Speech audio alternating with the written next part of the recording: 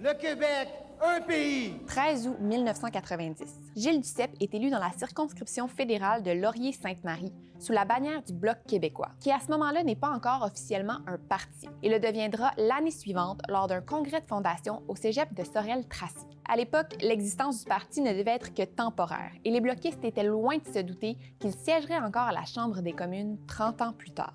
Pour comprendre la genèse du Bloc québécois, il faut reculer en arrière jusqu'à la crise du lac Meech dans les années 80. L'accord du lac Meech, c'était un projet de réforme constitutionnelle négocié en 1987 entre le premier ministre canadien Brian Mulroney et les provinces.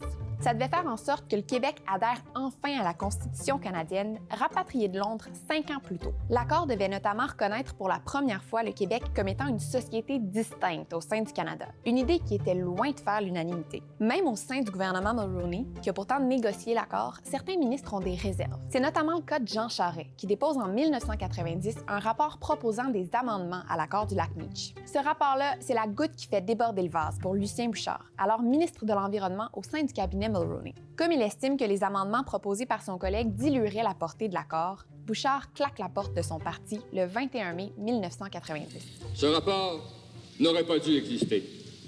Je le réprouve et je me vois contraint de quitter le gouvernement avec douleur, avec déchirement, aussi bien que les caucus conservateurs pour siéger comme député indépendant. 5 autres députés progressistes conservateurs et 2 députés libéraux vont le rejoindre dans les jours qui suivent pour former une coalition souverainiste, le Bloc québécois. Si Duceppe devient quelques semaines plus tard le premier député bloquiste lors d'une élection partielle, c'est vraiment en 1993 que se produit le véritable raz-de-marée. Le Bloc québécois remporte alors 54 sièges, assez pour former l'opposition officielle. Le Parti souverainiste n'a jamais réédité son exploit de devenir l'opposition officielle à Ottawa. Mais au cours des 15 années qui suivent, le Bloc québécois a toujours remporté au moins la moitié des sièges dans la province.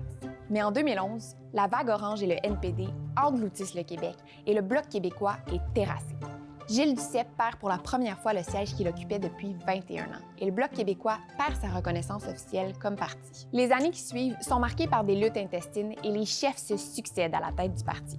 C'est finalement en 2019 que le Bloc québécois renoue avec le succès en faisant élire 32 députés à la Chambre des communes. Un succès sur lequel le chef Yves-François Blanchet espère bien continuer de bâtir le 20 septembre prochain.